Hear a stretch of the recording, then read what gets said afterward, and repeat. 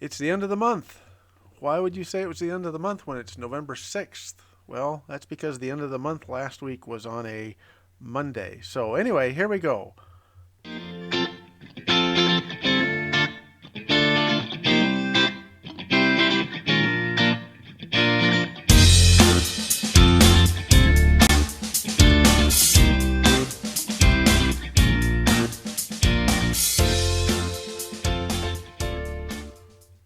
Hey there, welcome to the show. It's Les Solgrove. It's November 6th. It's a Sunday night. We're recording this for Monday, November 7th, and actually it'll hit the streets tonight. It's week 44 in the Des Moines real estate market, and we're going to talk a little bit about what's happened this past week. It was end of month, but we had some other activity that we want to talk about this week. Before we do that, let's take a quick look at the dashboard. You can see we're still at 3.5 months of inventory for all homes. Still deeply into a seller's market for the existing inventory, but the new construction is well over 12 months. In fact, it's almost 18 months of inventory for the new condo townhome inventory. So we couldn't be totally more opposite if we tried in both of those categories. Breaking news this week. Back on July 24th, I asked the question when we were at 2,500 homes for sale, how long it would be before we hit 3,000 homes for sale on the market. And believe it or not, it took us all the way through November 2nd. So a little over 3 months to hit 3,013 homes on the market.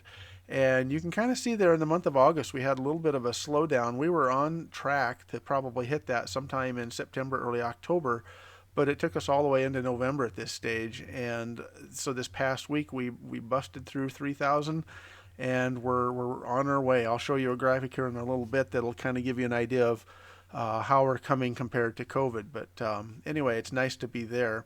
The other big news this week happened actually today. I was doing stats and I looked at the back on the market stats, and for whatever reason this week, man, we had 49%, almost half of the sales fell through this past week. And I got to looking back, and from the month of October on, we've had an overly large number. I can't say that. We've had a large number of back on market properties from the month of October moving forward. I would say the last week we were down about normal, but the 3 weeks prior to that we were above, and this week hitting 49%. And the question is where's this coming from? And I really don't know any other way to answer that question than basically ask agents out here. So I created a back on market survey, and for realtors that are watching this, go to Central Iowa Realtor Knowledge Exchange, and you'll see the post I made there. It's I'll try to get this information kind of condensed down next week, but I'm asking you to kind of fill out this one question survey. If you have had a home fall apart in the month of October through the first week of November, please answer this question for me. And it's just a simple, you just check a box. We're not collecting names, property addresses, any other information. Just what was the reason for the sale fall through? Was it buyer financing? Was it home didn't appraise? Were there conditions on the appraisal? Was it home inspection issues? What was really the issue that caused the sale to fall through? I'd be real interested to hear this. I mean, at 49%, I should have quite a few responses by next week, and we'll come back to that. So it's got a long URL there, but I'd love for you to answer that question for me. So let's jump into the end of month review for October. It was quite a month. What I like to do is kind of look at this graphic every month. This is the Metro homes for sale. Currently at 2,248 homes on the market. Back in August, we had 1,972. So you can see I put August, September, and November on the left-hand side there.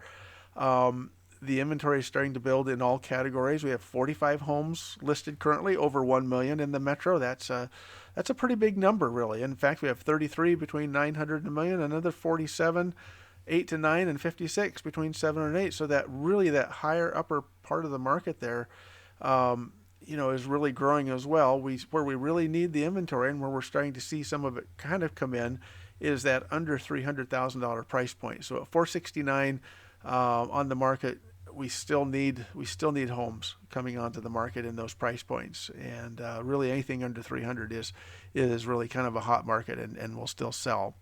Looking at the opposite side, the homes in sale pending, we're at 1,372 as of the end of October. 2 months ago, we were sitting at 1,786, and we're just continuously dropping about 200 per month, and we are really at almost, well, I wouldn't say record lows, but compared to the last 2 or 3 years, record lows. It's the sale pendings are really dropping off dramatically again, but there's still some good numbers. Above a million. Again, 21 homes under contract, 16 under contract for that 900 to $1 million price point. So homes are still selling. It's just they're just taking a little bit longer there. The October listing activity by status. What I did was I looked back a year ago, and I said, okay, new listings were at 918 currently on the market today. We were at 854 a year ago. 902 homes under contract this year, 1376 at this same time a year ago, and 1,080 homes closed year to date this year at 1,480. So we're really now falling behind 2021 closed sales year to date. These are numbers based on at the end of October. So that price reductions, we're seeing a lot more price reductions as well, just because that's kind of the nature of the marketplace. Months of inventory by price range. And no, you're not seeing anything. That does say September 2022 on this graphic. What I wanted to do is I wanted to show you September last month compared to October this month. So if I go back and forth, the one thing you notice is that we no longer have any properties in October that are in an even market. It's a buyer's market from $300,000 price point up, and it's a seller's market below that $300,000 price point. So let's take one more look backwards, and you can see that the areas that completely switched over have really the big ones. Most of them above that $400,000 price point were on the verge of becoming a buyer's market, but the $300,000 to $400,000 price point jumped from 3.7 up to 5.3 this past month. So that was a pretty good jump. And that's part of what's driving our months of inventory on the overall graphic to be a little bit higher there. So I will say one good thing about this market is we have finally can say goodbye to the inverted market. We have way more homes on the market than we have under contract, and if that's a good thing or not, but at least we're back to some sense of normalcy there. That happened about mid-year this year, and it continues to grow. Where that far right edge of the graphic there, you'll see where the dark line going down. That's really the pending mountain ranges going behind the active mountain range in the front there. So we will probably not be talking about inverted market again until we start to see something change, maybe next spring if we maybe jump back into that temporarily, but I just don't see that happening either there. I always like to kind of go back on homes for sale each month and kind of get a feel for how we're coming along versus the past several years. This is the graphic that goes back to 2009, where we had inventory of almost 6,000 in 2009 and 2010, and where our inventory kind of dropped in 2012 after the mortgage crisis that we had, the recession in 2008, 2009.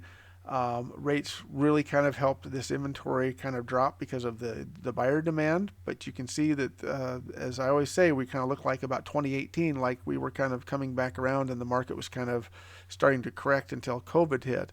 In fact, we still have a little bit of a ways to go before we are back to pre-COVID levels there. So, but not very much. I mean, another 400 or 500 homes and we will be back to pre-COVID levels for listings. And I would sure love to see that happen before the end of the year. Even if it means that our market slows down, that means that we'll have a lot of inventory waiting in the January 1st. And I think we'll hit the year running hard in January of 2023. Homes for sale by property type, just to give you an idea of the breakdown where these homes are listed at by price point, or by inventory numbers here. Existing homes, we are making some good strides. We're at almost 1,300 homes for sale in the existing homes, where we had 994 a year ago at this time. 1157 for new construction. That one still worries me a little bit. The fact that we have a lot of new construction on the market moving into the winter months just tells me that there's probably going to be some more concessions going on, and I don't think we're going to see price price decreases or price reductions in the new construction. I think we're just going to see that inventory kind of sit there and wait until springtime when the spring market comes back up. But in all four of these categories, you can see we are ahead of last year now, where we had been kind of trailing in a couple of those. So how this also looks on year-to-date closed sales, again, we are trailing behind all homes. We're at 13,487 as of the end of October. 14,521 is where we were a year ago. Again, this is as of October 31st, and existing homes trailing behind by about 700 or so, or no, about 900 behind. Just, not too far off on the rest of the categories, but it's the existing homes. It's kind of where we're really short on our closed sales this year. I like this graphic. This is the median list price at the end of the month in red. The blue is the tracking from last year, so it kind of gives you an idea that our median list price is not really falling. That's been the big talk nationally is, oh my God, home prices are dropping. They're crashing. We're not seeing our list prices come down dramatically. That might change as we get toward the end of the month. In fact, you can kind of see the trend for 2021 and the end of last year was that we did see price increases kind of start to come in before the end of the year, or at least the median list price rise. I think we're going to see a little bit of a softening as we move into November and December. But looking at this from the perspective of median sale price, now this is the ones that really counts. These are the ones that the listings that have actually closed and we've sold. And you can see we've been ahead every month this year over last year until we hit October, and we're kind of dead even with October of this past year. So this just means I think that we are seeing the market change. But again, if you look at the far left, the 250 to 275, this isn't a large drop in pricing. This is just a fairly smaller drop in pricing. So are we crashing? No, we're not crashing. If median sale price for the month of November goes dramatically below a year ago, then maybe we would start to say that. But at this point in time, we're not seeing that. We're seeing sale prices kind of hold pretty steady here. 30-year fixed rate mortgage interest rates is really probably playing a lot into what's going on in our marketplace. So at a little over 7% at the end of October. This past week, the national mortgage rate, average mortgage rate was at just under 7. I think it was 6.95%. So it softened just slightly. But I think that as we get toward the election here next week, I think we're seeing some of that being artificially affected, and it'll be interesting to see if rates go up after the election or if they come back down after the election. Either way, the market is going to see some changes as we move forward here. Next week's show, let me get my face off of here. Next week's show, it will arrive on Monday night as opposed to a Sunday night. So if you're watching for it on Monday during the day, if you haven't seen it on Monday during the day, you won't see it until Monday night or Tuesday morning. And that's because next week I am in Orlando at the NAR National Convention. And we will be, I'll be bringing you information back from NAR, from Dr. Lawrence Yoon, and some of the talk I'm hearing nationally. One of the previews of next week's show will be this graphic, and I saw this earlier this week and I had to look it up. The NAR puts out the profile of home buyers and sellers every year, and the new booklet is out this week, and I'll be downloading it and trying to bring you some graphics from that as we move forward toward the end of the year. But one of the things they talk about is how far does a home seller move when they sell their existing home, their home purchase versus their previous residence. And you can see the last, since 1989, it's been between 10 and 15 miles. It's not been very, very far. But oh my God, look at this. 2022 with COVID, the last year, we have seen the distance between home purchase and previous residence. We've seen this massive move away from existing homes. So does that mean the metros downtown or the cities are being vacated? Well, I think nationally we're seeing a lot of that. I don't think we're seeing that necessarily in Des Moines. But, the national average there's 50 miles versus 15. That is huge. and we'll be interested to see if that trend continues, or if it, technically, I guess it could continue next year if they move back. If they move 50 miles out and then next year they move back, it could stay at 50. And we'll have to do a little bit more research to see where they're moving and everything like that. But in any case, this is the show this week. Thanks for joining me.